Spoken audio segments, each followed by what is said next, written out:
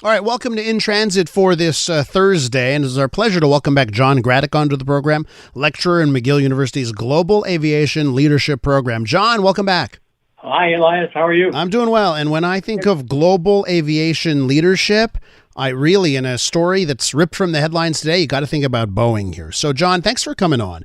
There's really a couple of facets we need to talk about here. So Boeing is facing increasing scrutiny over the past few months on mechanical and safety issues with one of their planes, the Dreamliner 787. And there was the latest example happened on Tuesday, a 787 Dreamliner forced to stop in Nunavut due to a burning smell coming from the cockpit. And I'd be remiss if I did not mention another plane from Boeing, right? The 737 MAX, where there's been some stories there. And this is where it gets really interesting. There have been two whistleblowers that have come out and spoken up in the United States, filed official whistleblower complaints. And one died last week, Joshua Dean, 45. He died last week. And then another whistleblower was found dead one day after testifying against Boeing. I look at these stories, John, all surrounding Boeing. I'm almost hesitant to discuss the company on air. I don't know how you think on this and everything surrounding Boeing. What's your take on everything going on here? Well, I'm having friends of mine test my food before I eat it.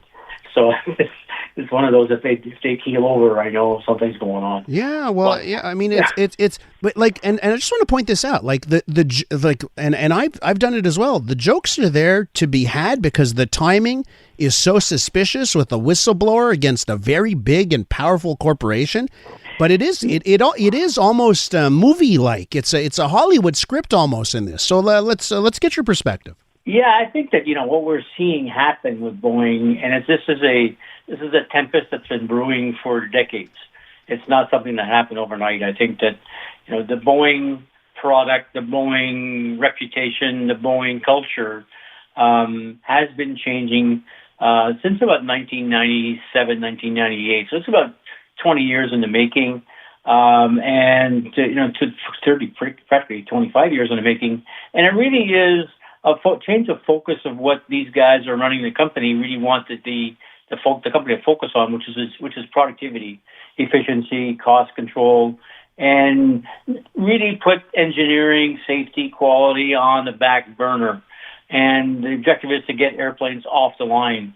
And I think that there's been a change in the way that the organization is asking its employees to work and the amount of time that they spend ensuring that every plane comes off the line with zero defects, which was the modus operandi of Boeing for years, but now has changed to making sure you get, you got to deliver 34 airplanes a month, no matter what.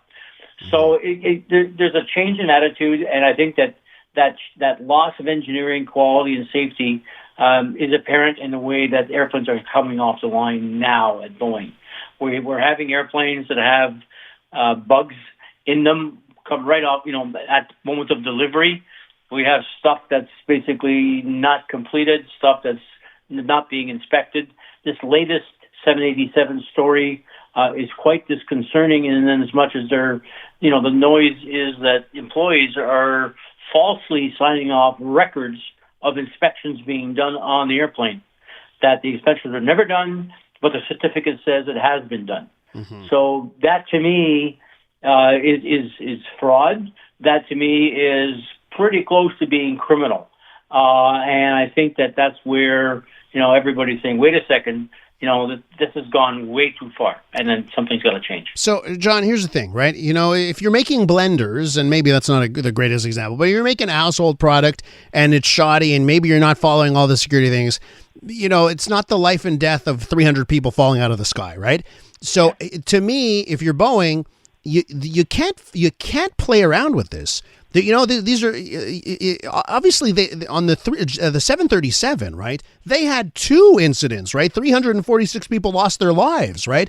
This is their business. What I'm struggling here is why we're still hearing these stories here in 2024 when it's job one. When you make planes, you got to make sure those planes are safe. So that's what I struggle with.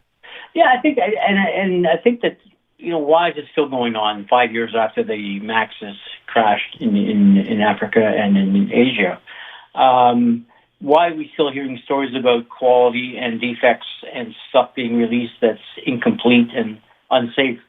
And that tells me that the culture at Boeing is still very ingrained in productivity and efficiency and financial measures. Mm-hmm. That hasn't changed.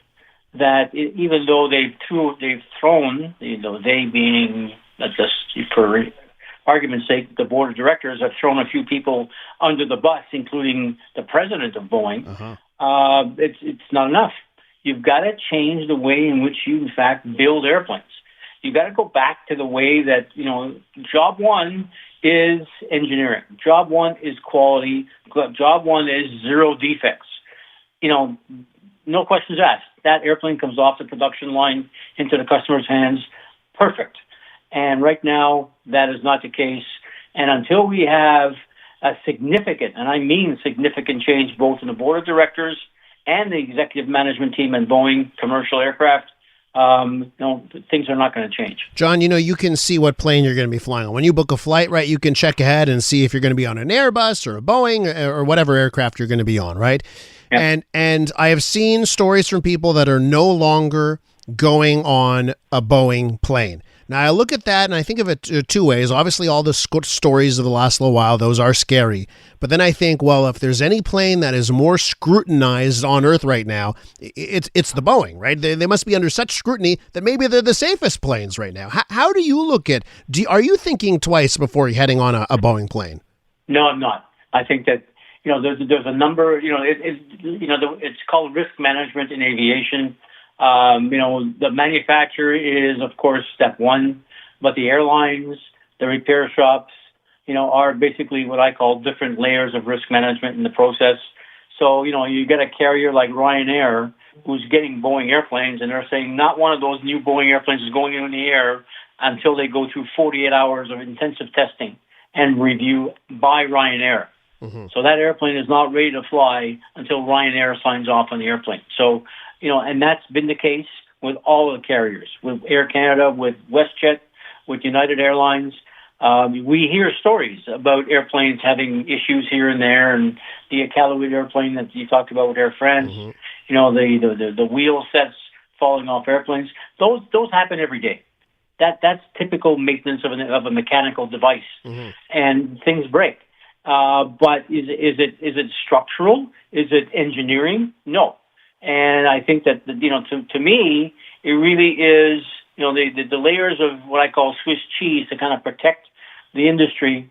Airline, manufacturers are one layer, but the airlines and their maintenance providers are others. So I'm very happy getting on a Boeing airplane. So, and just to wrap up here on the Dreamliner, and problems with the Dreamliner 787 date back to October of 2007. Okay, right. Were there problems just inherent design wise? Is that do you view this as safety maintenance, or do you view it as inherent design flaws that hopefully have been corrected? The 787 in its time was a brand new type of airplane, composite airplane.